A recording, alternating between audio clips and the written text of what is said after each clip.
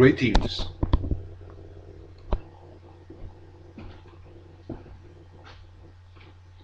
I just adjust the camera. Okay,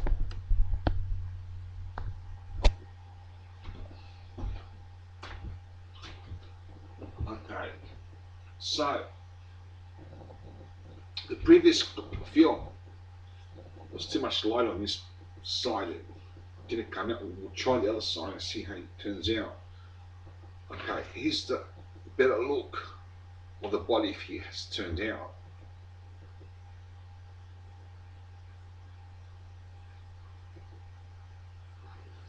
The previous clip, that is a previous video, didn't turn out too well.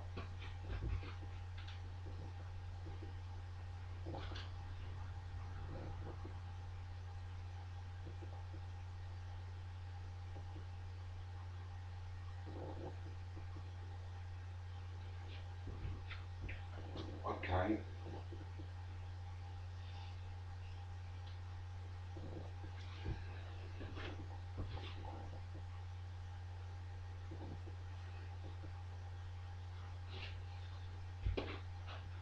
And here's the muscle on the fingers.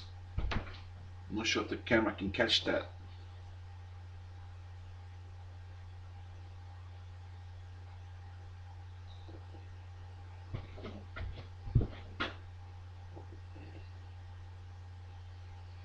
Anyway, so there's a pose going down here.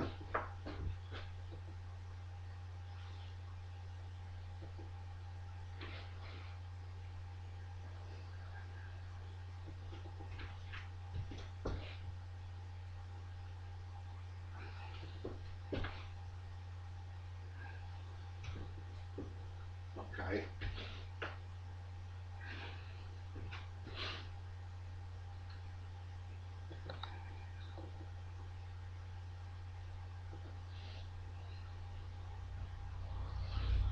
The chest.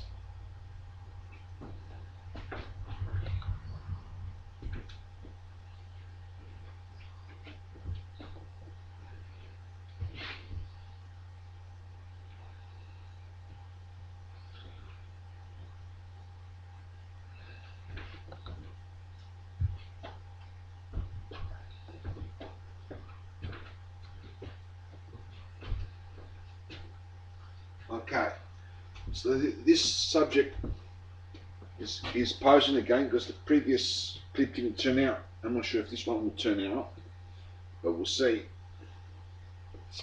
It may turn out better. Okay, so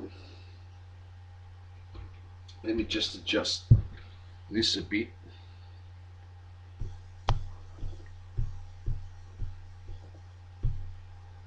Okay, so the next subject is on martial arts, and we've got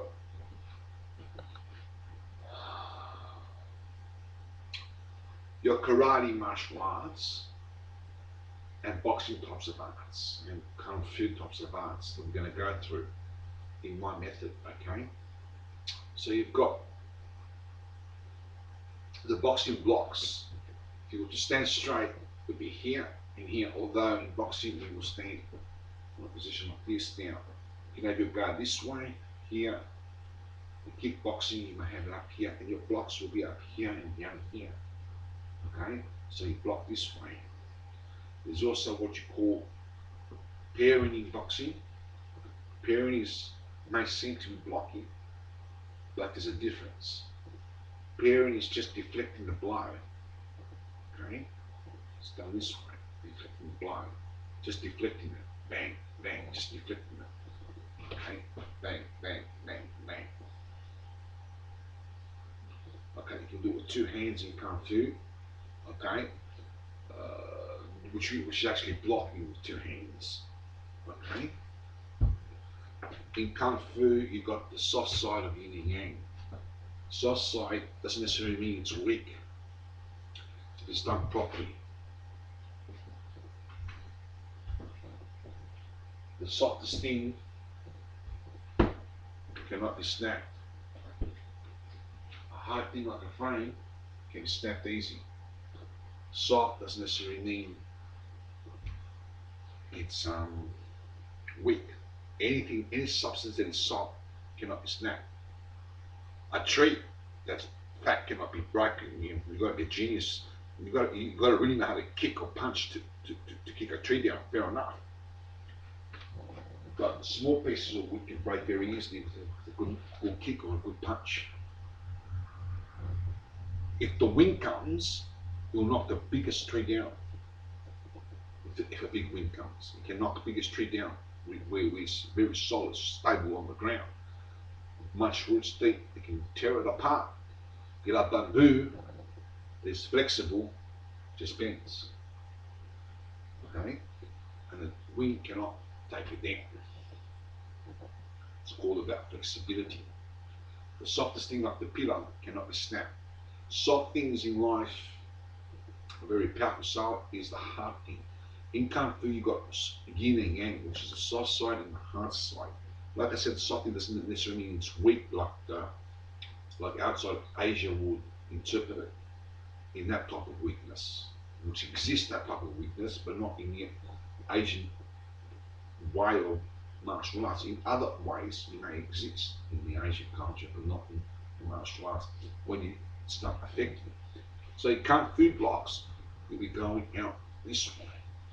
So you're blocking every, attacking the soft side is flowing with the flow, okay, like water, okay, coming this way, okay. In any type of Kung Fu block, you would have this kind of block here, coming this way, so you kind of like flow with it. It is somewhere between tension and looseness, but not towards the tension side, the loose side. But you have to be relaxed. The greatest body that ever is being built, believe it or not, is a baby's body.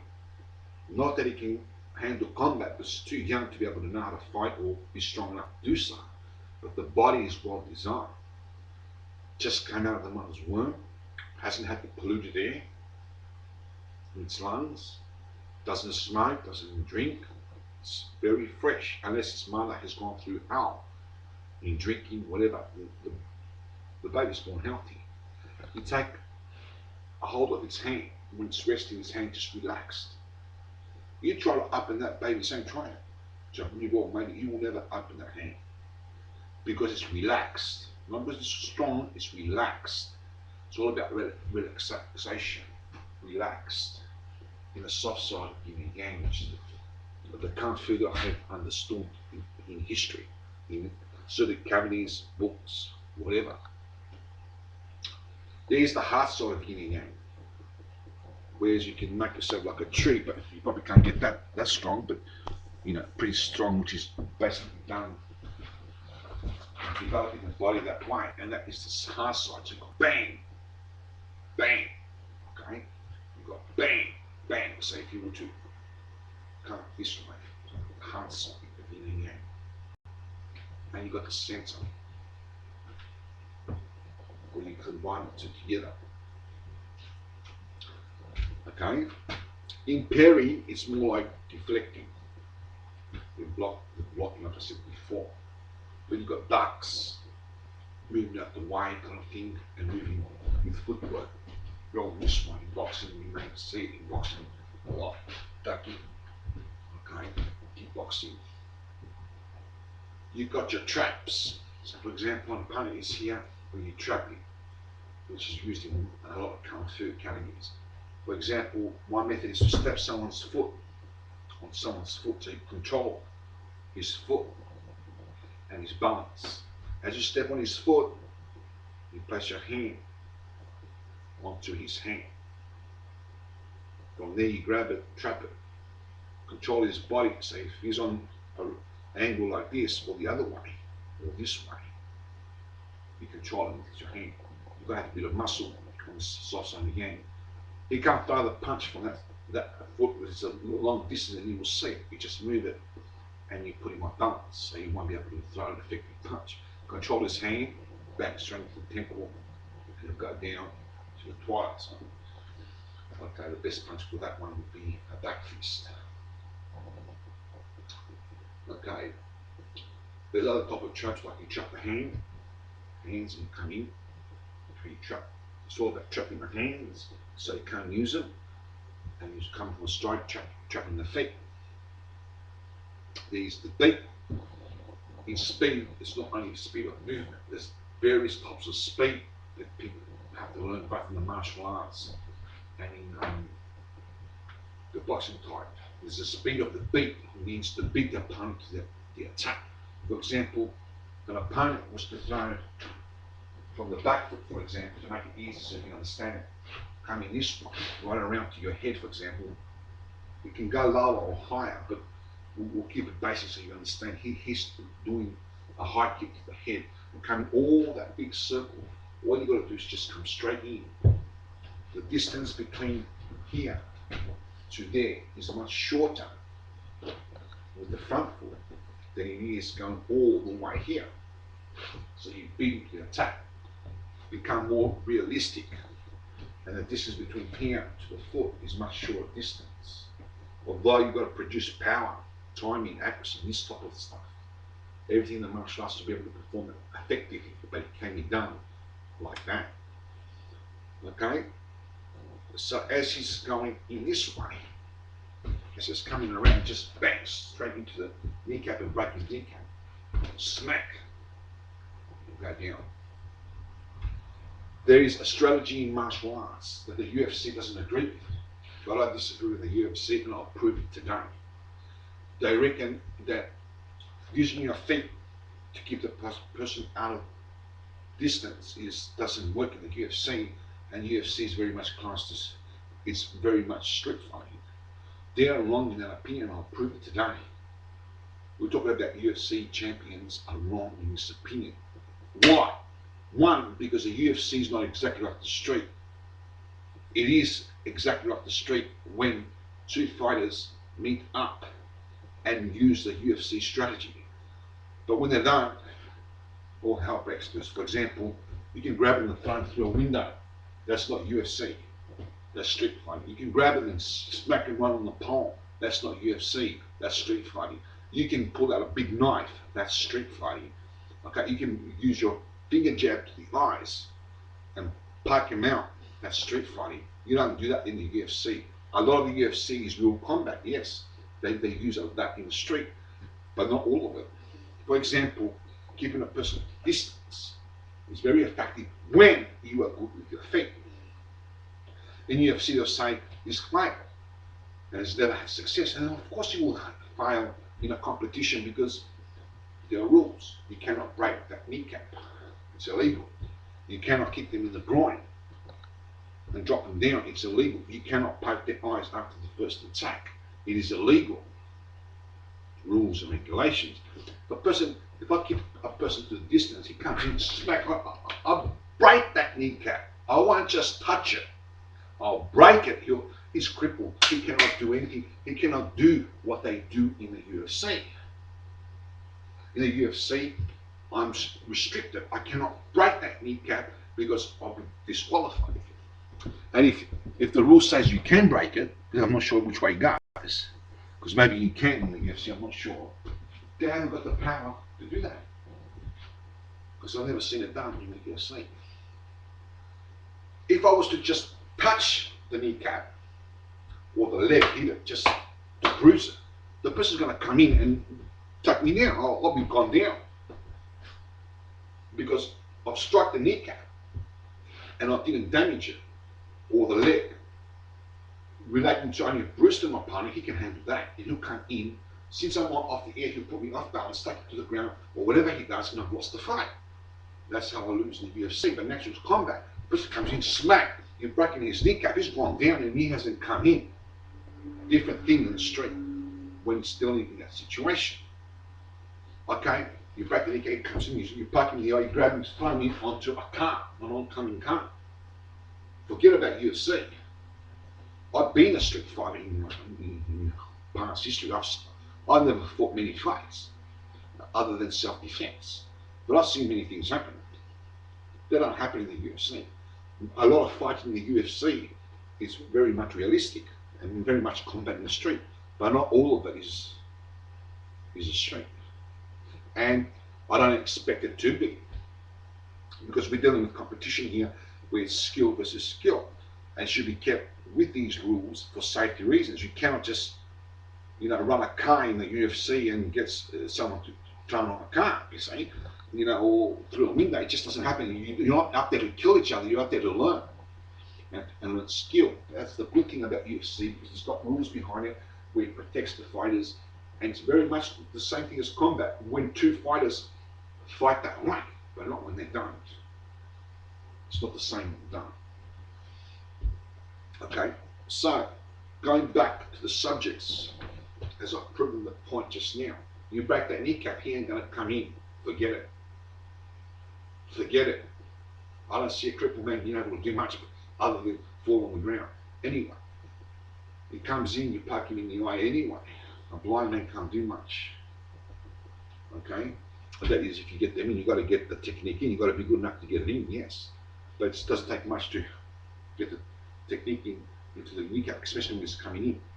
Because he's coming in with force and he can't reverse his decision. Anyway, so the beat in martial art is to beat the opponent to the punch. Bruce used to use that a fair bit. Okay? There is fake, for example, you fake high, and as the person puts his guard up or he does a reaction, whatever it is, you strike line and you break that kneecap. It also does vice versa. You fake or feint low, he does a reaction to defend the line, you strike him into the eyes. From there into the groin, back fist, whatever, coming for the kill or whatever. In both situations, once you break the kneecap, so you fake high, you break the kneecap, you come in with the attack, you get thrown onto a car, no problem. If it's self-defense, I teach women and children to defend themselves against wicked and corrupt people. Wicked and corrupt people will do that to innocent victims. And the only defense is for women and children and innocent men, people, to know how to defend themselves. There's no defense any other way. Violent and corrupt people will do things like that, so that they will do it anyway. So it's about time innocent people, men, women and children that are innocent, learn to defend themselves and fight back. Okay, don't do that by attacking people. You don't attack people. It's illegal, and it should be, and it shouldn't happen. You should go to the UFC and muck around there if you want to fight, just for fun, but not for real. But not you defend yourself. Dirty tactics are alright in a real fight if it's to save your life and you're under attack. Don't worry about that. Clean fights are good if that's what's going to save you. Run like hell is one way. So you've got fakes, for example, he may duck, pretend to duck. He's coming up, he pretend to duck, and then beat him with a parry. For example, this coming in with a roundhouse kick or a punch, you duck, parry, and strike. So you fake the duck and the parry, and you beat him to the punch or whatever. But you've got to be fast now. The speed of movement, for example, if you're slow in your reaction, speed of movement, you've got to be fast. It works with fitness and a lot of training. For example, speed, just bang, okay? For example, in a position like this, you come in, bang, okay? Come in, bang, bang. And just use, bang, smack, bang, bang. Speed of movement. I'm not sure how fast that was. It's not relevant. That's speed of movement for me. Okay? Then the speed of the mind. If you're slow on your reaction of movement, you can pick up speed by seeing things quickly. So what that basically means is you got to see the opening quicker. So a person, for example, sees an opening and goes 1, 2, bang, fast, 3, and he gets it on the third count. In speed of movement. Speed of the mind will be 1, responding to, rather than, well, let's repeat that. Speed of movement would be something like this. You see the opening, by the time you respond, you think about it. The third time you respond, you're fast enough to get on the third count. But you respond on the third count, and they're fast enough on the third count. Speed of the mind would be something like, you've got 3 counts, for example. You see the opening 1, and think at 2, and respond at 2, and by the time you strike the person, you strike in at the third count. You follow what I mean? So if it's the same kind of balance in speed, it will be the same time, except one could be faster either way. One might get on the 4th count, one might get on the 2nd, 3rd, whatever. In either way, movement or speed of the mind. You can combine these speeds together, combine things together. Okay, so there's what did we go through? Okay, Perry's, there's ducks moving out the way, beats, fakes. Okay. So for example, you're in a position like this, and one strategy is you're surrounded by a number of people. It could be 2 people, it could be 10, it could be 20, that makes no difference. You can even out the odds in this strategy, one-on-one. And that's not asking them to be one-on-one unless they agree. You can ask them, say, fight one-on-one here. If they agree, yeah, but they may not jump here. So what you do is you're surrounded here, say 20 guys. First one that comes in, you grab him and put him in front of you, but you've got to have strength and you've got to control the situation and flexibility and everything, you've got to be better than him, and put everybody else behind him. So this guy's in front, and everybody's in behind him here. So you've gone behind that person in the first attack. So they have to go through that person until they get to you. So as you hold him, control him, for example, as in trapping is concerned, let's say before you've trapped him, so he can't move. From there, you can throw him onto another person and grab another person and put them in front. And repeat the circle, or you can strike him, kill him if you have to, throw him on 1 or 2 people, and as the person comes in, grab him and put him in front of the rest. By the time the other 2 people get up, you've thrown him on another person, not the other way out, silly billy, and repeat the circle until all of them have taken down, minus in the odds from 1, 2, 3, 4, 5, 6, 7, 8, 9, 10, 100 people to one-on-one. Each time you take one down. So that's the strategy behind that strategy. There's a strategy behind tying that person down in boxing, for example. Okay? Another strategy is that the name of the game of boxing is to wear that person out, tie him down, put him off balance, and you've won at least half of the match, and maybe not 90%. Then you knock him out. So you weaken his legs, knock him out. That's one strategy. So it relies on you having a lot of stamina and fitness, and it relies on you wearing out your opponent. That's one strategy. Very effective if you're very fit. There's another strategy, whereas you might have seen Muhammad Ali do this when he got a bit older. Okay, and he was standing up against the ropes of the boxing match, and I think it was George Fraser, or it was the other guy.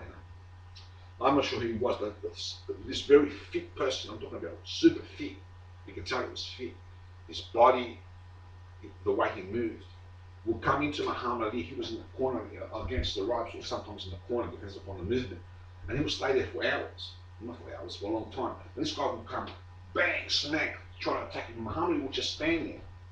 And everybody's thinking, what's happened to Muhammad Ali? All this move like a butterfly, sting like a bee in his younger days, and now in his old days he can't move. And everybody's thinking, he's lost it. He's lost the plot. Even I was thinking that in those young days. You know, what's going on? He's not lose this fight. Muhammad is just sitting there, stopping all the blows. Sometimes he's stopping it. He could take it. And stopping all the blows, as if you ever seen the video, you're saying, what in the world am I talking about? If you've seen it, you know what I'm talking about. I was lost. I was saying, what's happened to Muhammad Ali? And he's going like this. and this man is coming really putting blows and everything. And by about, I think the 8th or 9th or 10th, whatever round, this guy's going, and he's worn himself out. And Muhammad just comes in and goes smack, smack, smack, knocks him out city. Because this other guy had nothing. He had everything. He wasted all his energy in 8, 9, 10, whatever rounds it was. And as soon as he was like this, punching Muhammad like this, you know, it's going, you know, that's slow. From going fast, he was going very slow. Because he had worn himself out, no breath. Muhammad just comes in, paces himself, goes bang, bang, does a few, 2, 3, 4 good punches, knocks him out city, wins the match, and everybody's spun it. Okay, I've got the movie, one of my movie tapes. Okay, that was Fight in the Heart. Yeah, and we're talking about this man who was fitter than Muhammad Ali. Muhammad Ali was an old man. And he used a strategy to tie the opponent down just by wearing him out. But you've got to have good qualities. You've got to be able to take a punch for one thing and not get hit. That is, you've got to block it. You've got to stop the muscle attacks. Because if you get hit in this strategy, you've got to go down. So there's always something that can get you going down. Okay. Okay, so another strategy is you've got to be fast. You might see Bruce use it, and as you strike here, you come this way. A person comes in, you come bang, bang, bang, bang, bang. You've got to be fast. But I'd rather do the other previous strategy, put people in front of you. Okay, there's a strategy, what's it called?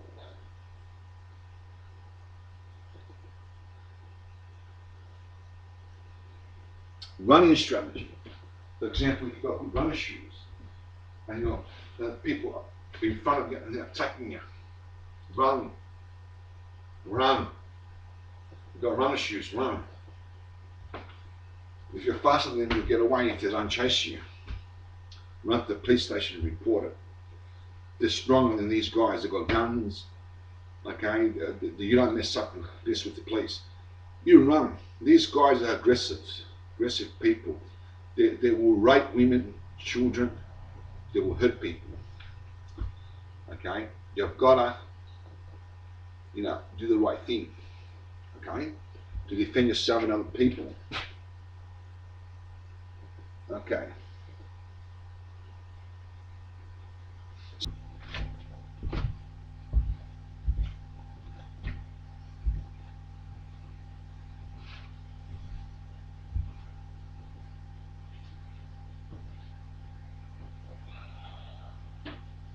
Okay.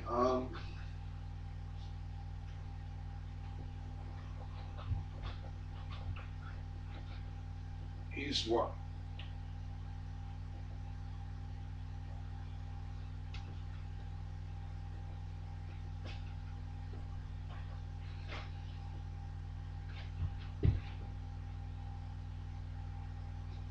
Is what my body looks like from all the training or 30 years experience, all naturally.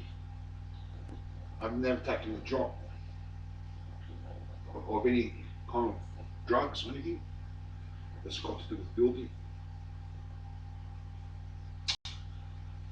Okay, if you look at the forearm, I'm not sure if the camera can pick that up. I even got muscle on my fingers there. Okay, as you can see there. On my fingers, I'm not sure if the camera can see it. Special weights that I do there. Okay, the back.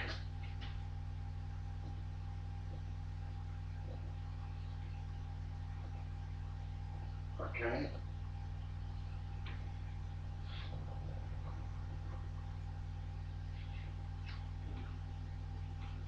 Okay, this is the way a bodybuilder usually do it, in this way, or that I like coming out this way. Yeah.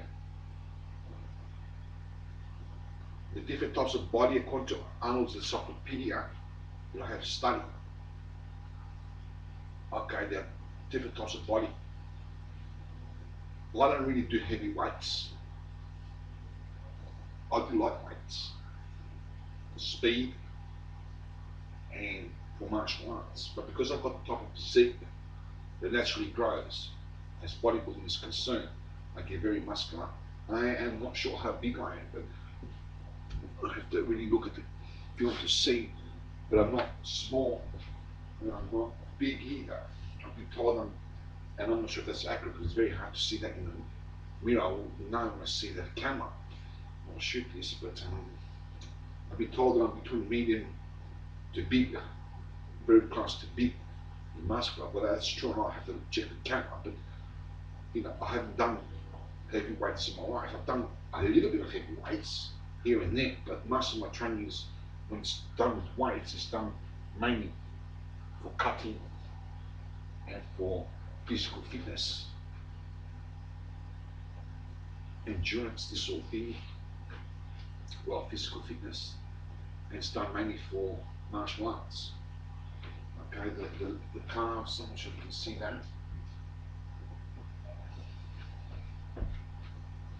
Okay, I'm not sure if the camera can pick that up. On the calves, when I was doing a bit of bodybuilding with a friend of mine for a little while, I did a bit of heavyweights, just a little bit.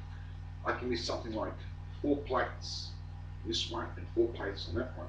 And the whole weight section on the bottom, the one that can come up this way, naturally, because I've got strong calves from my martial arts. I've only done it 2 or 3 times in my life. I usually use light weights for that, body weight, the calf weight exercises, which is probably medium weight. For that, is the calf, when I do exercises, I usually stand against the door edge, the floor, and do calf exercise. Sometimes I put a bit of weights on my legs. And that's the body. The chest comes up this way.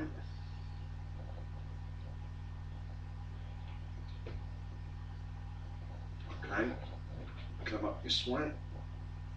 A few poses, I've done many poses, but a few poses I learned from Arnold. Arnold's encyclopedia. Arnold's a very good bodybuilder. I think it was Governor last time I heard about it a couple of years ago. I'm sure what he's doing today. I'm a bit behind in what he's doing, but good luck to him. He's happy he's still doing training. It's pretty good. If that guy's got a body like, oh man, would have won a couple of punches from him, but anyway. But he's a pretty good build, you see. What's another pose? I haven't done these poses for ages, and I forgot how they go. Okay, there's one here like this. Hang on a minute.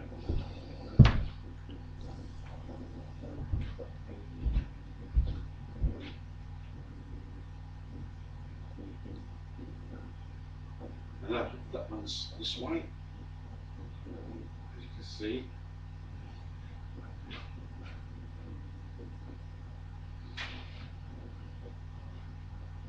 Okay, so that's the body type, a physique.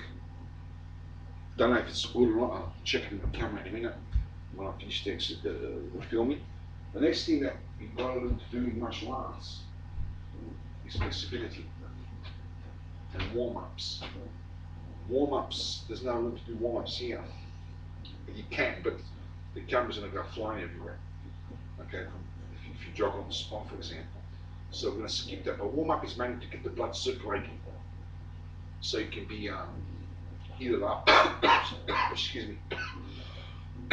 So you don't get injury. As soon as you get a sweat, that will be enough. Once you get a sweat, another kind of warm-up would be flexibility. Okay, which flexibility can be very much where elasticity is usually used for elasticity in martial arts for high kicks.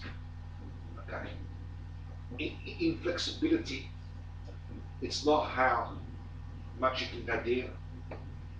Okay, if you go far down, it means you're very flexible. But to get a stretch, you can get it as a beginner.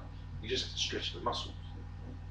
Okay, come up this way, and what sort of posing could be what we did before. Posing could be an isometric kind of tension.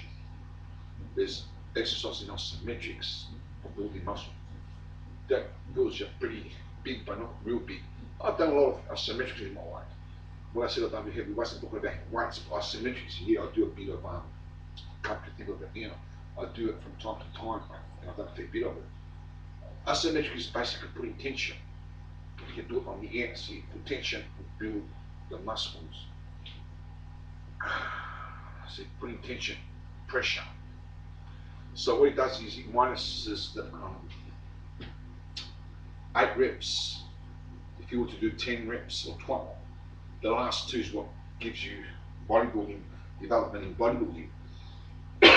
So what isometric does is a quicker way of building, but it doesn't get you as big, but it does get you pretty big. And instead of doing all those sets, you go straight to the last 2 in the tension part of the muscle development. But you've got to apply it with weights.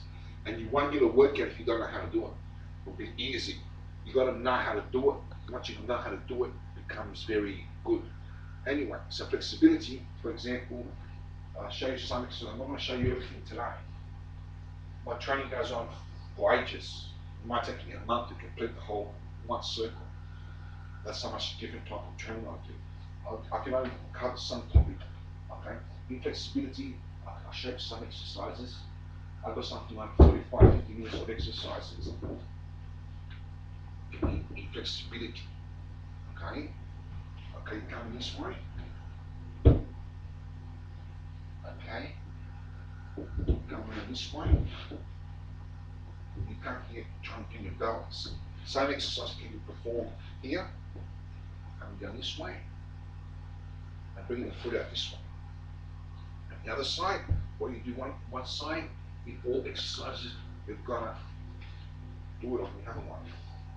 Then of course you can go higher, okay, and work your way up to the high line. Except I haven't got anything high yet to go any higher, but there's other ways of getting around that, which I'll show you. Now, there's a bed here with the camera, can we catch it? Because the plugging is up there, I can't plug in this one, well, so call it there, but I'll get an extension. But anyway, I haven't set that up today. For example, I'm not sure if this would work, but you can get a frame, for example, but you have to balance it, otherwise the frame's going to go everywhere and go higher. Okay, so you have to balance that. You come up this way. Be careful because you can go flying. This is just a small frame, you can break it too. How about this one? Okay, you can get something here that's not steady enough. Actually it is. Is it? Okay, you come up here. You have to kind of like control it because it's not too steady. You come out this way. Okay. You go, come about this way. Just anything, furniture, you can use the furniture for flexibility, you can use the floor. I'm not sure if the camera can catch the floor. Wait, this camera keeps on switching off. Okay. So as then, you go higher because sometimes at the bed there, the frame of the bed, that the camera won't catch it.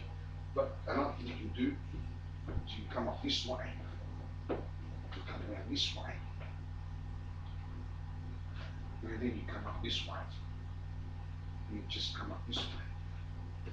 And there are ropes, if you're going in a martial arts school, not school, I don't know what it could be at a school, but at martial arts supplies, or fitness places, maybe you'll find it. Okay. You can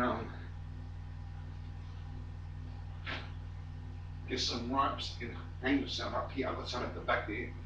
Homemade ones, but you can get some professional ones if you want, or homemade ones. You just get 2 hooks like this, put up there, put a rope like this, so you can hold it from one side. The other side, put a piece of rag, put your foot in there, hang yourself up. Although you've got to have a good balance, you've got to know what you're doing with home equipment, and let's just done properly. This equipment, it's not going to free your leg too much, and you can fall easy. Okay, you've got to have balance. Maybe put it somewhere where you can hold on. Okay, but the professional ones, yeah, guys, right? They're designed to be able to work pretty well. And you've got to need to buy them. Okay, there's some exercises. The forward bend, like I showed before, you can do legs apart. And you go side, side. You come up this way, up this way. You come straight, straight. Okay. You can balance your leg here, and balance your leg here. Or you can hold on if you can't balance until eventually you let go of the holding and you do it with balance. Another exercise which I've done for ages is a balancing exercise in the form of flexibility. You come up this way, you come up here. And of course, as you get better with it, which I can't do it that far, but as you get better, you put it around your leg, your neck, or you can sit down to start off and do it that way. Eventually you can stand up and use balancing routines. Now in martial arts, we need balance of movement. But if you can't do it standing still, how in the world are you going to do moving around? It means to move around in a balanced position. One strategy of combat is to be good with your feet. Doesn't mean you use your feet. If you can do the big fancy movie making techniques, that's what they're there for. Your training is different to actual combat. The way you train is different to actual combat. In training, if you do all these fancy movie making, I'm talking about real serious movie making, nothing to do with real fighting. Kicks flying in the air, high kicks, as in flying kicks, you can spin around in the air. Then the stationary kicks, that when you don't jump up, will become more simple, won't they? You master the spinning kicks, just by spinning without jumping. They'll become much simpler. You master that, then obviously the forward kicks will become more simpler. You master that, in the high line, the middle will become simpler. The low line will become more simpler than ever, that you don't really have to use all those kicks up in the low line, maybe the stomach. And with a very good balance, and very good at your feet, you don't have to use your feet at all. Once you've got the balance, your 2 feet will be movable. You can use your hands in boxing, but you've got the kicks, you've got the balance, you've got the movement of footwork with your feet in such a way that you come up, bang, and you use your punches effective. It's better to balance with 2 feet than with 1 foot. But if you can balance with 1 foot, and fight like that to a certain degree with 1 foot, 50-50 or 90-10 or even weight, whichever way, more or less, then the hands and the finger jab, which is straight to the eyes and a long reach, will become more simpler, because you're more balanced with 2 feet. You're moving around, you're coming up this way, you do your boxing, your karate, or your kung fu, and hand techniques rather than feet. But you can use your feet if you're good, there's nothing wrong with that. But you've got to be very good. The feet have to be trained 100 and 1,000 times more than the hands. But if you're training that far, as I have, not only would you be able to use your feet effective, but you have to train it that much. But the hands will become more simpler in such a way that you probably never use your feet, other than maybe in the one line. But your hands will become very effective. We'll talk about strategies. Greetings. Here's my gym, and I'd like to stress the point that you can make equipment, like for example, if you look at up there, you've got some mintons and some paddings, some Meitei pads or whatever you call them. And if you haven't got a partner, you can just hang them on a pole like this, tie them up and go for it. The roof to floor speedball here, as you can see, it's got 3 balls, and those balls move up and down. That's actually got a elastic there, one of those, if the camera can pick it up, one of those elastics at the bottom here, where you spring. See, if I move this, it's like a roof to floor speedball. And it's got a smaller target. There's one tennis ball there, which moves. It's different positions. Okay, Okay, moves up and down. Okay, there's another one, a center one, which moves up and down, and one at the bottom, which moves up and down. Okay, of course I can't move in that because I need 2 hands, but it does move anyway. Now, it's a pretty tight fit. That's why if I move with both hands, it'll move. Okay, so you can put it in different positions, and of course it's a really good for speedball. Smaller target, it's much harder to time with accuracy than one of those big ones that they've got. Okay, so its basic principle is that you can kick it, and you can punch it, you can move it to different positions. I've just started a correspondence course from LA in Jeet Kune Do, Bruce Lee's concept of the martial arts, and it's very much a martial arts in itself. And what was I going to say now? Lost for words. It's a very good course, and I recommend it for anyone. But this equipment that you can make, okay, timing accuracy is one of the most important things in the martial arts you can get.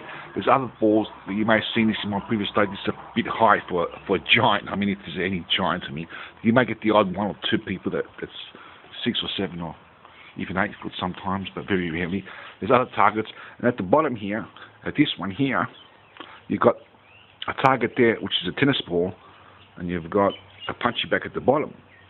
Okay, which means you can time that and kick the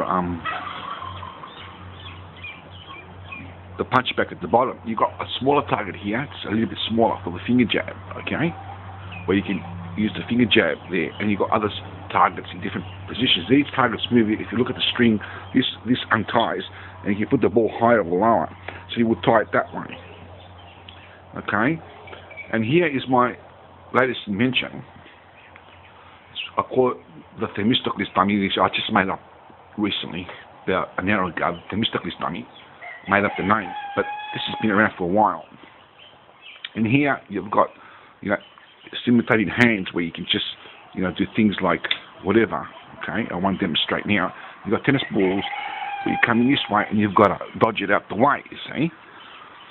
Okay, you've got other targets here where I just do it softly. Okay, you've got the leg movements here. Of course, no one's got, here you estimate 6 hands and 1 leg, or you can use it bottom 2 for feet, hands or feet on the top or whatever.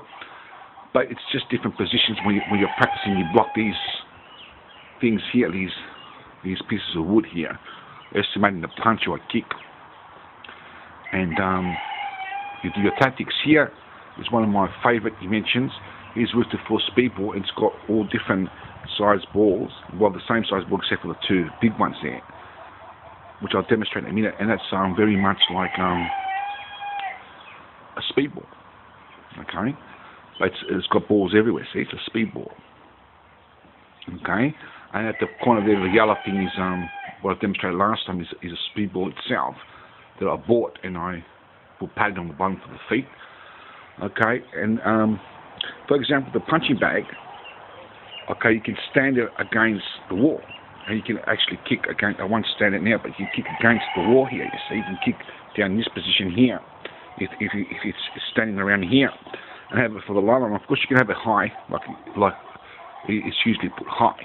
Where I take this off and pull it there. You see, and there's other equipment that I've got. Maybe perhaps there's type of gym there, over there, and cardio twister. And a ski machine down at the back, and the bicycle there. The bicycle's not working at the moment, but anyway.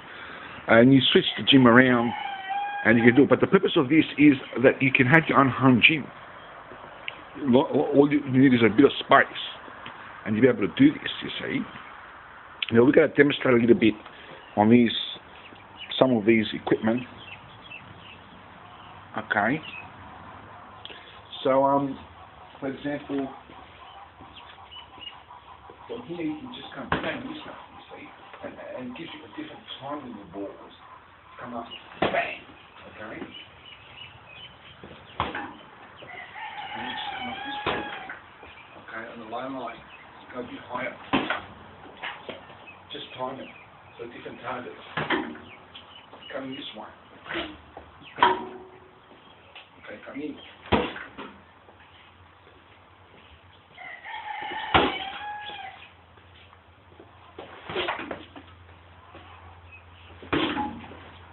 you try to keep your guard up, although your guard can be down here, if you know what you're doing. If you know where your hands are, you can just move around. By having them down, you can see the punches easier and dodge them easier rather than the hands getting in the way of your eyes. For example, your subconscious mind, if you're a professional now, don't be professional, tells you that your hands are down, so watch out. So when you see the punch, you can dodge it easier. Although your hands are up, you can actually defend easier in the sense of blocking or parrying. Okay, you can also duck either way and block either way. But it's much harder to block the highlight from example, from position here. It's really hard to block the highlight. Then from here, all your hands down. But it's easier to dodge it out the way. Here it's easier to block and parry, even duck really, and move out the way. But move out the way would be better to have your hands freely if you know what you're doing. If you don't know what you're doing, but to be free to express yourself. Because in this position, keep your hands up for crying out loud. And I recommend that when you start off. Okay, you come up. Okay, and there's a lot of strategies in the martial arts. For example, you fake high and you get blind, or bind, whichever one that was. Okay, your bottom line. You imagine that's an opponent here. Okay, your arms, although this is not true, but I'm supposed to say it is. In sparring would be much difficult because you have this person fighting you. If this was a person, in this case it's a dead object, but it's half the time with accuracy. So imagine if someone's fighting you and he's got a hand. Okay? So shadow boxing with this, for example, with the equipment, will give you the ability to instill your mind to almost a real situation. So for example, if there's a punch high and you beat him to technique, this is called the beat. If there's a punch high and you beat, of course you have to do that faster. For example, concentrate your mind as he throws the punch, bang, you beat him to the technique. Okay?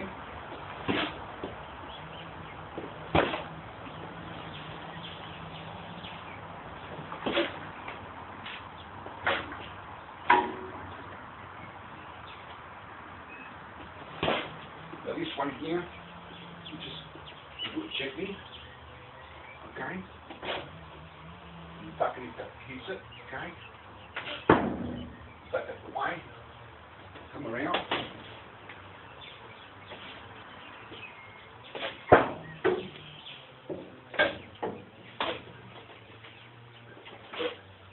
And you've got this thing here for sweep. So anything you mentioned I made. And we get back, you can use kicks.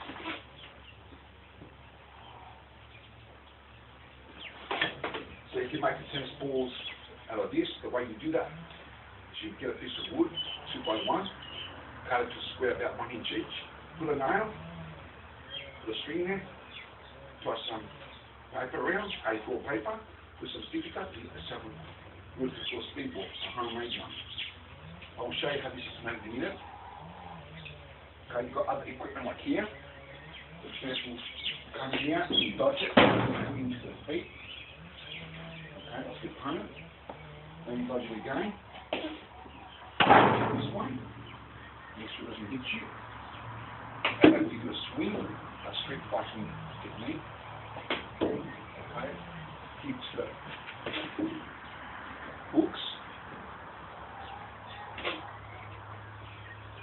The hook is generally paid this way, but you can do it with a swing. There's a street fighting line. Okay, you've got the shovel technique coming this way.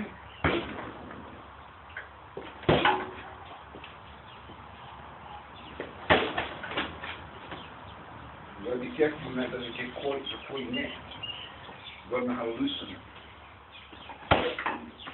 Okay? So you start gently first.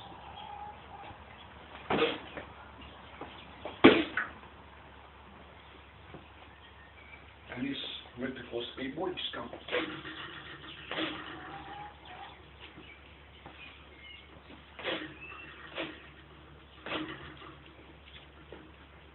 You've got your elbows. You've got the lower top.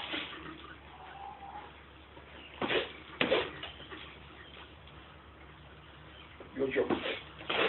Change direction in straight if you want. And of course, this you can change position here. I have to fix this a little bit more steady than you like. This can go down. This can go up.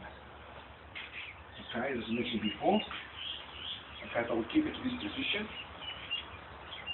As I mentioned before, I'm doing a universal degree in check and dart at the moment. And the two primary targets that we learn are the finger jabs to the eyes. The next one is the side kick to the shin or knee. Of course, you've got another one to move up and down here. With openings are there to take advantage of it. Okay, you've got for a giant, supposed to say, but there is a few that are about that high. Maybe a bit higher or lower, but not many. Okay. So if someone is higher than you, and his head's up, he's up here, you're lower. If you look at Mike Tyson, who's a lot shorter than a lot of the boxers before, and what was basically doing was coming in this way. Whereas the meaning is their hands are up here. So to duck back is much easier than for him to duck my punches, which is coming straight up. This has got to go all the way down there past my hand. But me, I'm already under him. So you might duck and come up there. You see what I mean? But if I was taller than him, it's much difficult to do that. Well, of course, there's other strategies still tall people. But that's another subject. Okay? So I really enjoy this. So I'm going to keep this a little bit and show you a few things on it. Okay, come on. So you can fake the first kick, come from a different angle. The second one, change direction extreme. Come on. Or come down and up, and you can do that in combination, or you can do it as a fake. So you can miss the first one and shoot the second one. So fake or fake is very much different really, but I've explained it one time. But fake, for example, or fake, you might pretend to punch here and strike bottom line, or vice versa. You might pretend to strike down, not that slow, but in the right timing and accuracy. He puts his guard down, hops in the top of his face. You can do combinations, bang! Okay?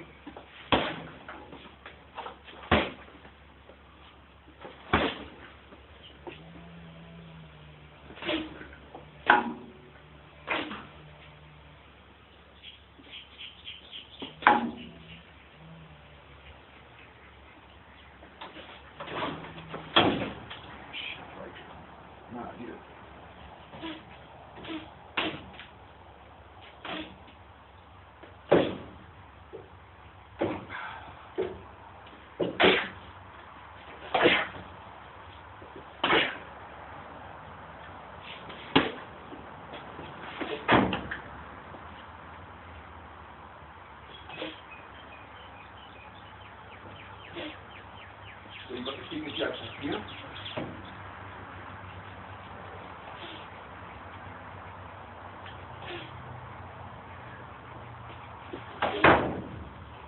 So you keep your guard up. Okay, or here. Depending upon where you feel comfortable and are good with.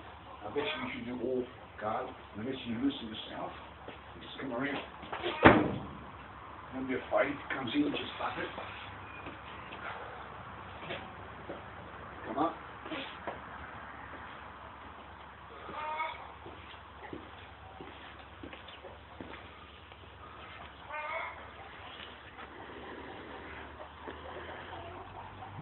I think we might do a bit more time. We've got another 5 minutes or something here, or 10 or something. So I might do a bit more. So for example, what I was telling you before, one of these punching bags, you can get your hands on one of these punching bags. You get different heights, you know, bigger ones, whatever. Put it down here. Okay? You practice your light kicks. Okay. Of course, you may have to pick up a few times. That's a good exercise, isn't it? Come up.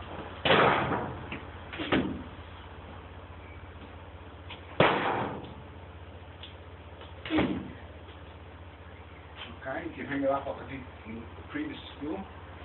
Okay. You put on the floor. Okay, practice your floor tactics. You can wrestle with it.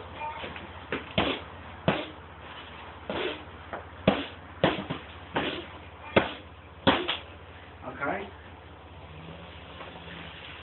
You put it back where you was. And all this moving around gives you a good workout. Gives you good exercise. Cut this way, come up, dodge it, come in. Get the top of it hit you.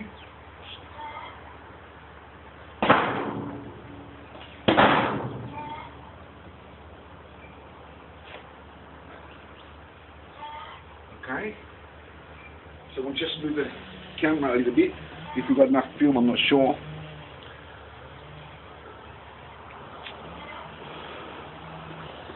Just move it here so you can see this part.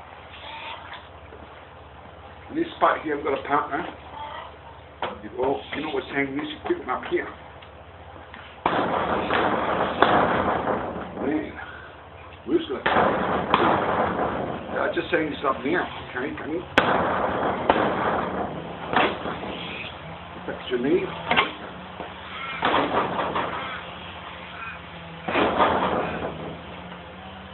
Come up.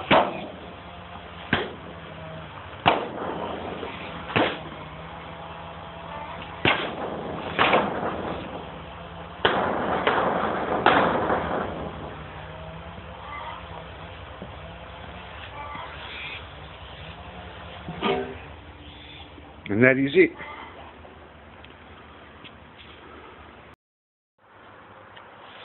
Greetings. In this demonstration, it's more of a lesson to teach people on the punching bag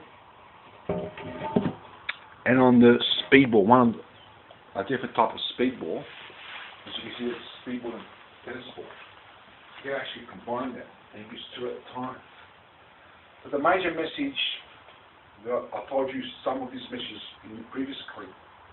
That's the reason why I'm saying it again, and that is the first thing that you've got to do in martial arts is practice on the air. Get the speed and everything, good form and all that type of martial arts in the air. And then on things like equipment, like the pads, all different types of pads, mittens, punching bags, this sort of thing.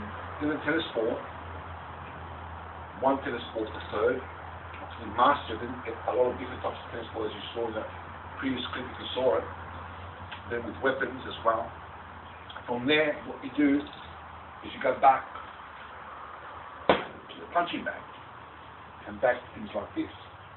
And with the floor speedballs, I haven't got one at the moment to demonstrate. I haven't got one at the moment, but I will be getting it. The idea is that when you learn with the rooster floor speedball with your equipment training in timing and accuracy, you put more than one around like a tennis ball method, and you put them in different positions and you practice the same method to get different kind of timing actually happening. From there into the same thing with tennis ball. So I'm sorry, with the punching bags, you can move it. Okay? And all around. You may say you do that from day one. Yes. But the difference is from day one, unless you've got perfect timing and accuracy, you'll be able to hit the bag to a certain kind of timing and accuracy. But for example, if you're aiming here, you may hit it here a little bit. That is the target of where you're originally aiming. If you're aiming high, you may hit it low, or vice versa. So the idea is, once you get the tennis ball timing and accuracy and you get the punching ball bag, you can now hit it exactly where you're aiming. If you're aiming in the center, you hit the center. Top as well. And here, wherever you aim is where you're going to hit. Okay? Does that make sense? Another reason why is the tennis ball method. Okay, the tennis ball. Okay, it's much easier to move out the way. There is a target. This is a lot harder. It's a bigger target that comes straight away, where you have to move way out the way and not just a little bit. It's more towards the size of a human body. You get bigger targets, as in more heavier punching bags, lighter ones. Probably this one's got about medium weight. So you get different feel of different types of training. All these trainings are proper, whether they're basic or advanced, they're all proper and they're all good for learning martial arts. The best one is to do sparring continuously from day one. But anyway, so we'll demonstrate on the punching bag. The idea of the punching bag is, especially if you use the method I'm going to show you, is to hit it exactly in the line. It's like this, it's not there, it's right there. You've got to hit it directly in the center of the bag. And prefer the timing and accuracy where you're aiming. But if you're not going to get it where you're aiming, at least get in the center. If you do it the way I do it and you just miss by a slight fraction, the more you miss, the more you risk the chance of a sprained ankle or even damage your leg. As you will see what I mean at the moment, the bag's straight at you. The idea is, I want you to bag now to show you, but the idea is to actually go through the target as it's coming at you. So when it's up here, this is when you hit it right there, bang. So you've got to time it correctly, directly to the psychic, you see.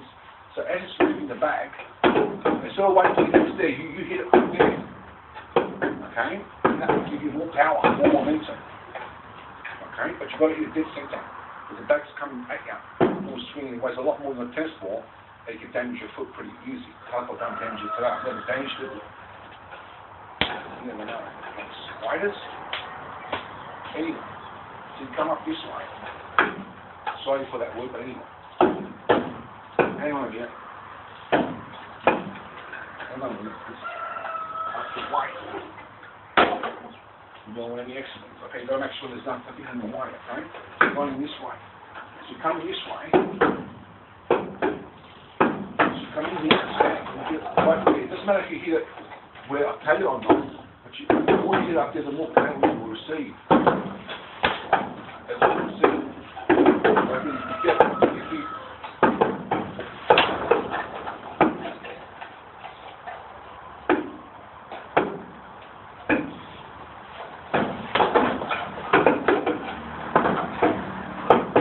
Okay, so you can give you other kicks.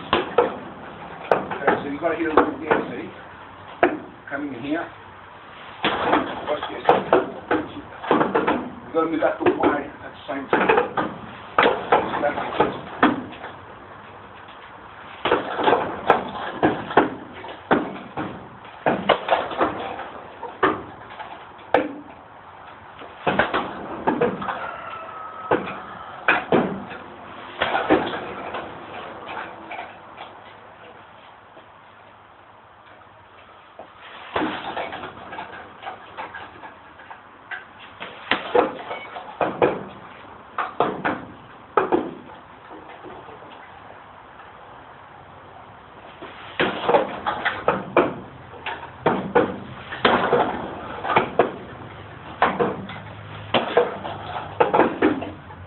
You got your ring, so come in.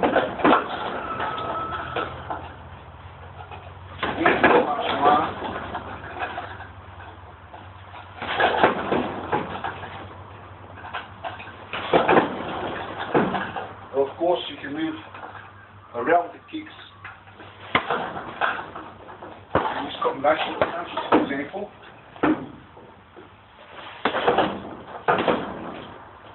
So you've got to hit it direct to the center of the back, especially when you're not doing any protection. Then come up.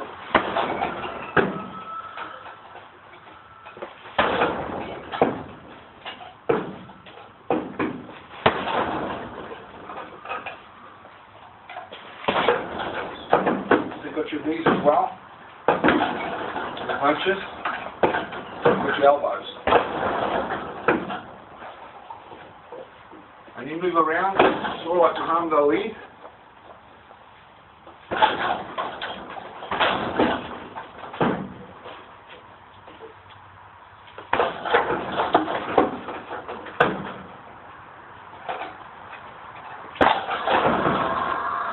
You've got to go through the target, so you've got to go. Remember, you miss even by a fraction, you can break your hand. Not break it, the sprain. Maybe even break. You've got to, when you're not wearing protection. So So not only do you have to hit that center, but you've got to hit it straight on. Okay? You've got to develop your fingers. You've got to have muscle there. It's just an exercise which I want to introduce muscle here to take the force on the forearms. Okay? It has to be strong. The whole body has to be muscular, fit, etc. Flexible. Okay? So the next thing I want to show you is that kicks are done in many ways. There's a kick in the front kick that's this way. There's an angled front kick that comes from an angle here. And on an angle here, for example, if the guard is here, you can sneak it in this way or that way, or front, depending upon what the upping is.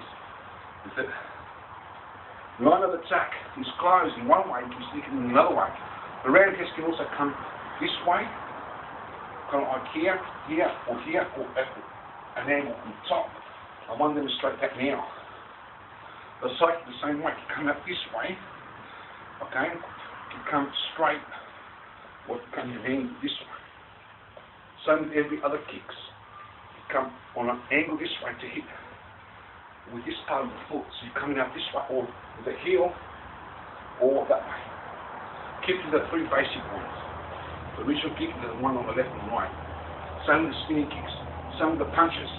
For example, the punch will be here, here, here, here, here, here, here, here. The idea is for the body to be in line in the punch, according to the technique, with your body and hip into it. Hip hits the kicks, as well as the shoulders, but more the hips. Shoulders hits the shoulders, but more, and hips, but more the hip. The shoulder, sorry, is the top part of the body. You can do your cutting and jabs. Okay, don't try this in the bag. You haven't got experience, but you can use the bag, tucking up your fingers. In case you miss the eyes, there's the forehead, there's finger jabs, there's palm strikes. There's three types of finger jabs. There's the common one that's used in Jeet Kune Do, which is this one. There's a two-finger one, and there's the one-finger one. If you haven't got strong enough fingers, you're going to break them. You don't penetrate like this with the fingers, because you only take a little bit of pressure from the eyes, and the guy will blink, then you go, and whatever structure you have to do to take him down. But you've got to put a little bit of power like this in order to toughen the fingers, so if you miss the eyes and get the forehead, then you're ready for it. Okay? So the next thing is that you can do the same thing with the wrist before speedball. Okay? It's a bit more harder in timing and accuracy and stuff like that. Okay? It's much harder to get power, but much easier than the tennis ball because it's a much bigger target. The idea is to hit that center as if it's a tennis ball. Okay? So you're coming up this way. Come in.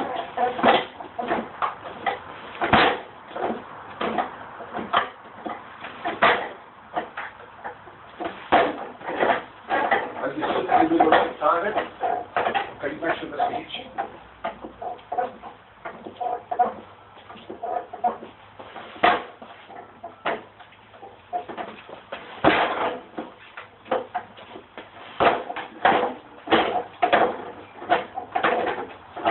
Use the padding. I've got a bit of padding here. It's not much padding, it's just a bit of material for the feet. You can also practice the side kicks in the line or the other kicks. Be careful on the other kicks, you can damage your foot. There's still there. Come up this way. Practice on the line. And so on. From there, you can use a combination of both targets. Because one, you want to be careful that one doesn't hit you. Go this way.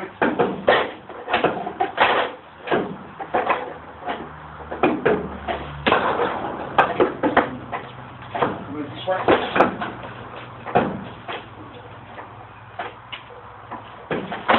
And so on. From there you can have a number of targets. You go for the tennis ball. You have a target like that. So you get different fields of power, different fields of timing and accuracy. Okay. You can certainly fall into one of these tennis balls, punching bags, and mini as you have graduate to do.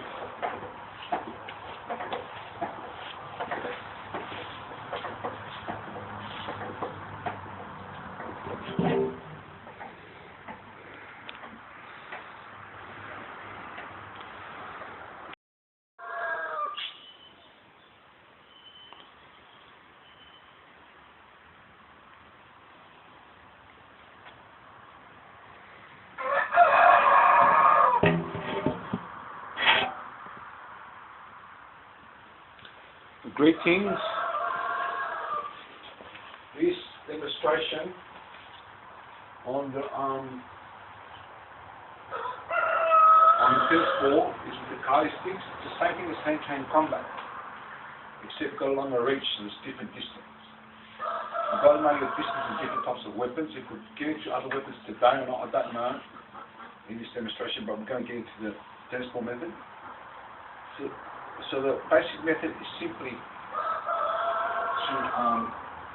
warm up first, slowly, okay? As I mentioned in the previous demonstration,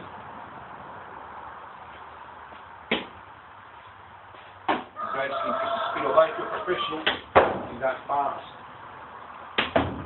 from day one. The idea with this is not to let these tennis balls hit you in any way. Okay, so if you miss it like that, you just relax, you miss it more than 3 times, let's try it again. Make sure it doesn't... So if you miss 3 times, you just cool down, and then also with hand-to-hand combat, except it's much harder with weapons. Not much harder, sorry, it's much different. Depending upon how you have started off training. In the Philippines, they'll teach the weapons first. In other martial arts, they'll teach you the hand-to-hand combat. It's not necessarily what's more difficult, it's necessary more towards what you practice. Okay, I've gone more towards the hand-to-hand combat than weapons. Okay, so from here, just come up. Come up. So if you want to speed things up, once you have a bit of a warm-up, just come up, bang, come here.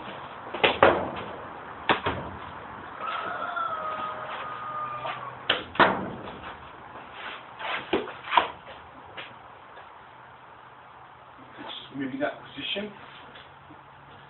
Just come in. Because yeah, in my strategy of combat, so when there's more than one opponent, keep it kind of like keep him in front of you. For example, if there's one here, you just strike, okay?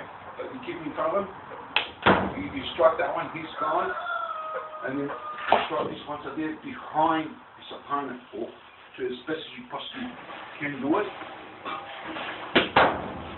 Okay, so once these opponents have gone down, if you have to, just move in, and keep these position here. So you come in here,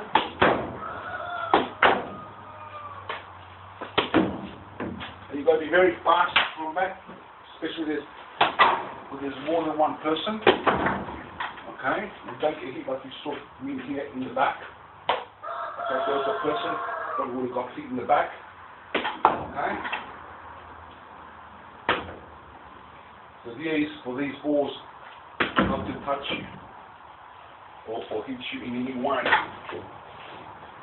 Okay? Of course, it's very hard to do. So if you miss, you make sure they don't hit you. The idea of the kali sticks in the Philippines, there's a method that uses it down here, and they come in this position using different types of movements. Okay, and the way I was using is coming out this way. So you've got the whole area in defense. You're blocking the whole body practically apart from down there, that you can move down or even up. Maybe on the top is a bit not defended, but much of the body is defended in this way. So come in, bang. Okay, so coming in this way.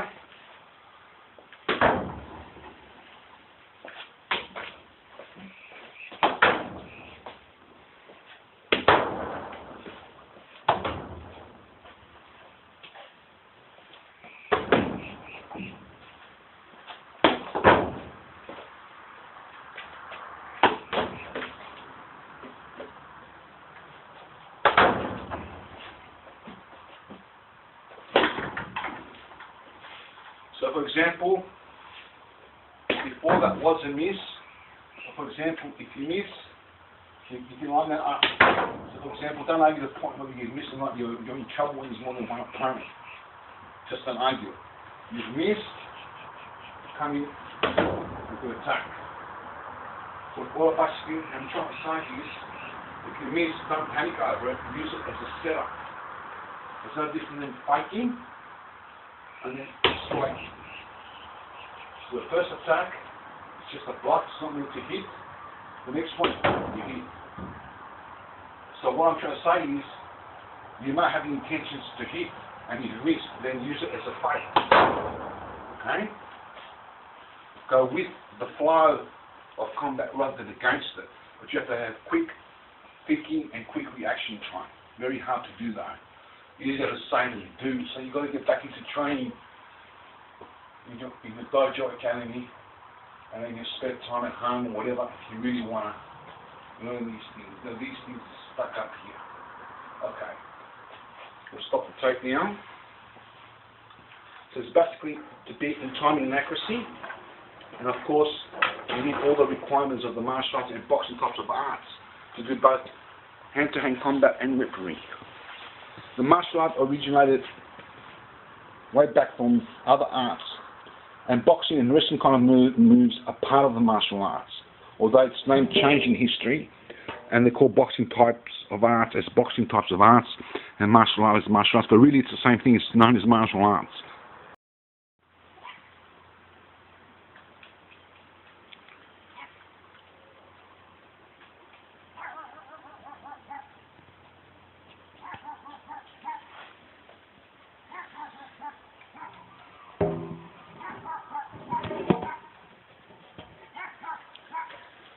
Greetings.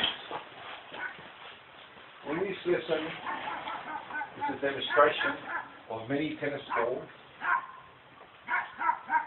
Continuing from the last demonstration, if you have seen it, if you haven't, have a look at it. It's in YouTube under tennis documentation, and that's what it's under.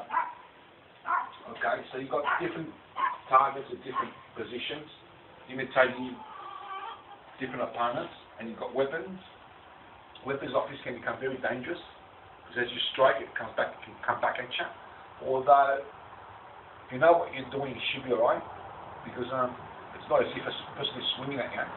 Okay, it could give you a bruise, but if you hit you at the right spot, okay, somewhere, it could do a lot of damage or even kill you. So you've got to have a lot of professionality in tennis ball method.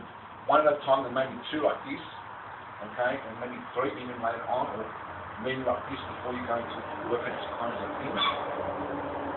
Okay, there's other ways of doing things with tennis ball, which I'll demonstrate some other time, okay? So the first thing you've got to do is warm up, okay? Now there's two ways that I know of that you warm up, and that is the main warm-ups.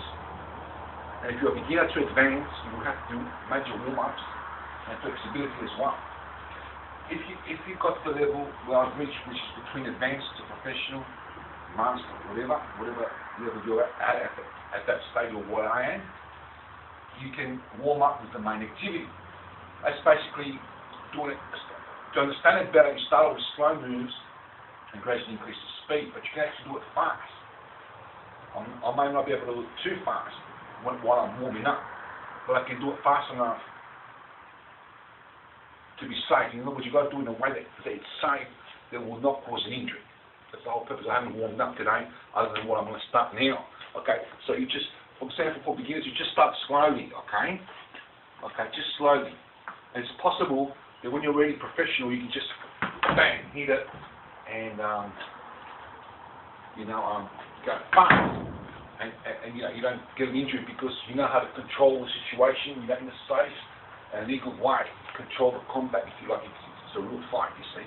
For example, if you're in the street, someone picks a fight, and you haven't done your warm-ups or your flexibility or your training, you don't say, excuse me, I have to train today, I have done my warm-ups or flexibility, we'll fight tomorrow. You know, you can try that. The person may say yes and you escape, but I don't think he's going to, if he's got intentions to hurt you or rob you, he's going to rob you and hurt you. You've got to fight there and then, whether you're warmed up or not. The idea is to be constantly warmed up every day for the previous routine that you did yesterday and the days before. And to learn to warm up the main activity. So for beginners, you start off slowly, okay? Just gently, to understand how it is. Once you've had many warm-ups, the way the martial arts will teach you before the main activity, and flexibility. But once you master that, you can just warm up gently like this, see? Just gently, eventually increase the speed, okay? So from here, as you're more professional, you probably go much faster. Okay, from here, you come bang, okay? And you try for these not to hit you at the same time. So you're paying attention, not only to kick it, but to actually let them not hit you. Especially something like that wood there, which is very dangerous. It's not really if you know what you're doing, but if you don't, it can really come back at you. Okay, see if that strikes you really know about it. Okay, you've got to be very cautious not to let it hit you. So I won't play around with that one too well. I'm still in a situation of getting the hang of that one, especially at that height. Okay, so you've got to be careful it doesn't hit you. At the same time, do the striking. And of course, if you have to stop it, you stop it or block it. The idea is inject and go. Okay, the idea is it's not how you do something in the martial arts.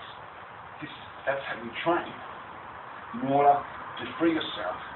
And you either do the same thing that you learn in martial arts in real combat, or similar or different.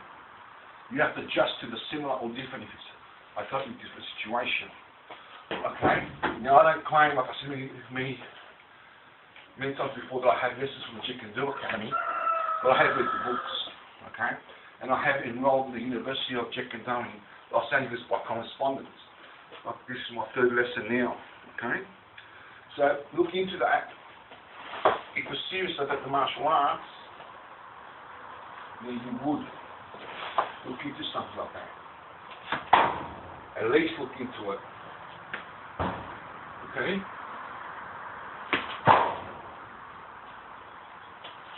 Okay? So, for example, you come fast.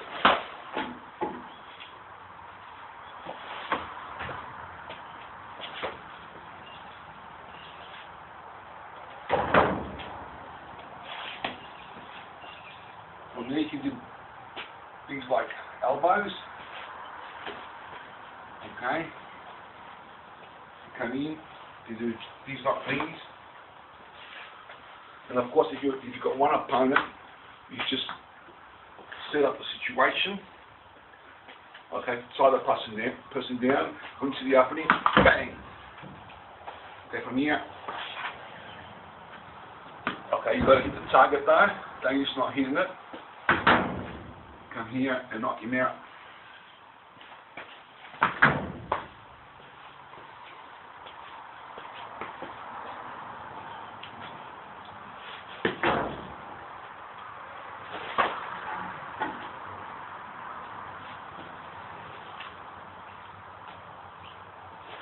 With two boards, you get a slightly different timing, because you see it's like an anchor, and you wobbles like that sort of thing. So it's good for timing and accuracy.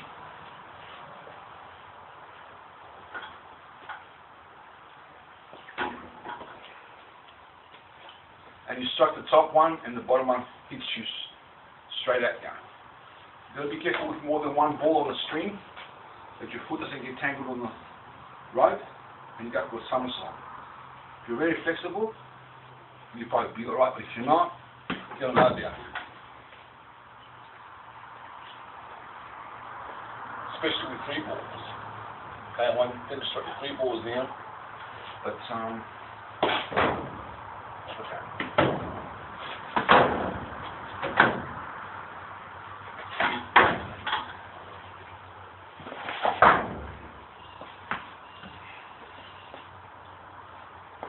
He used to hit the ball straight on. Bruce Lee always stressed the point that power comes from the hip. But you must listen to what was said before that. They were saying, how do you get power? And they might have mentioned about kicking or something to do with kicking here. So it's talking about kicking. If it wasn't a mention of that, it's talking about kicking because it demonstrates the kicks later on. Okay? But if you are to punch with your hand, you come from the shoulders and line into the punch. Okay? And the hip and the whole body. Same with the kicks. Your hip into it, yes, but the body has to be in line. For example, this is an opponent, has to be in line. Center of gravity. Boom. You go directly into, for example, the person is standing still like this. To give you an idea, of course, he's not going to stand like that, but for you to understand that. And you hit him straight in the stomach to go up flying the other end. If you're staying on a position like this and you're hitting here, it's force versus force. And of course, I kick you. What trying to be much more powerful than your stomach or your head or something. So it's the center of gravity. It has to be aligned to your power. You have to come bang. Doesn't matter what angle you're doing it, but it has to come in a way that produces the power. It has to come at the right angle. You come in, it's not only your hip or your body into it, it has to be your hip and your body into it, but also in line with the attack. A woman and a child can do that if they had enough practice. But I recommend that women and children, if they ever get into trouble, you've got to understand the whole purpose of martial art is to help you get out of it. Not the man. The man is much stronger. I suggest that I think it's just the eyes, perhaps, kick to the groin and run to the police station. Okay? That is if you have to do that in the very first place, otherwise just run straight there. Although it depends on the situation, if they're going to chase you or not. If they're going to chase you, you might as well kick them in the groin, let them go down the ground for a second or so.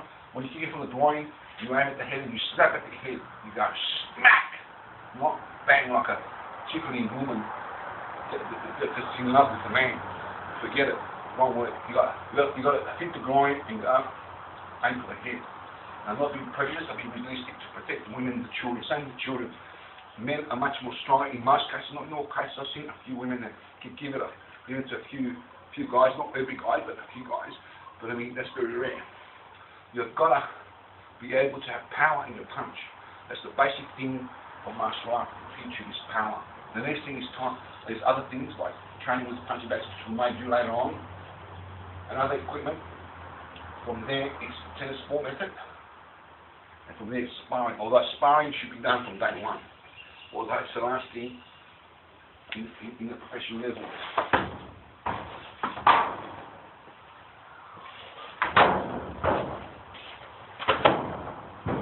So another thing is, you've got to be with distance. Okay? There's no use being out of distance. If I'm too far away, and I strike, I'm going to miss. Even if it's just a little bit of miss, okay? If I'm too close, I haven't got the leverage, the distance to be able to strike properly. So you've got to either make room, create room, or you've got to be in distance. Okay? Being distance is just simply know your distance.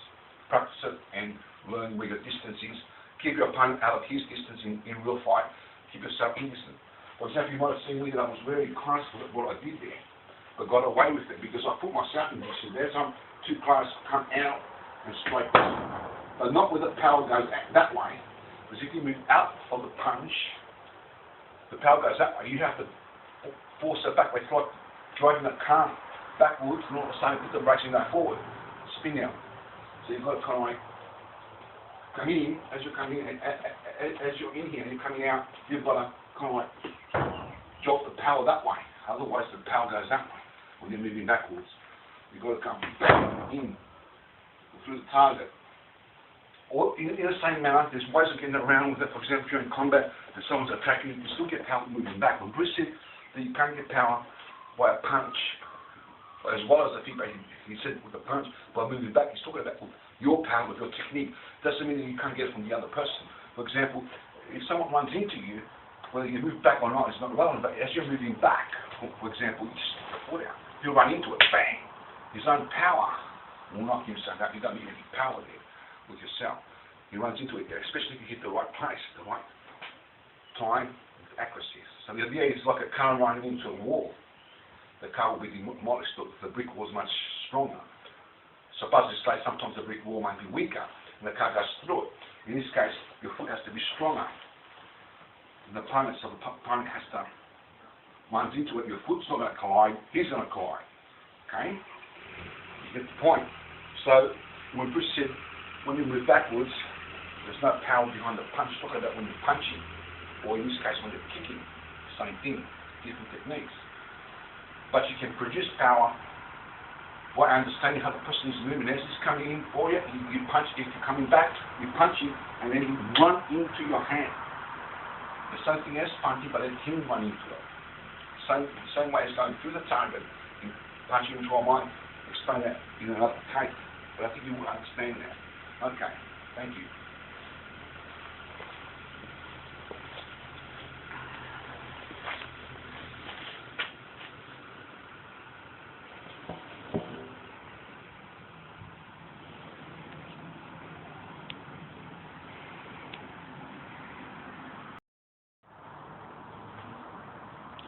Greetings.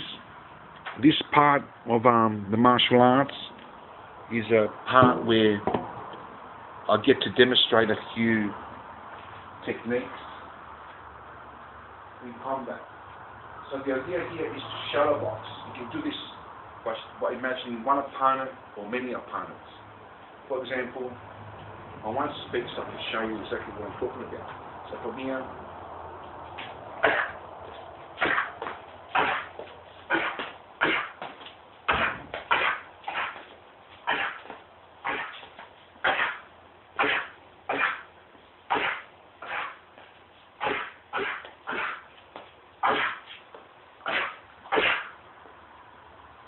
okay.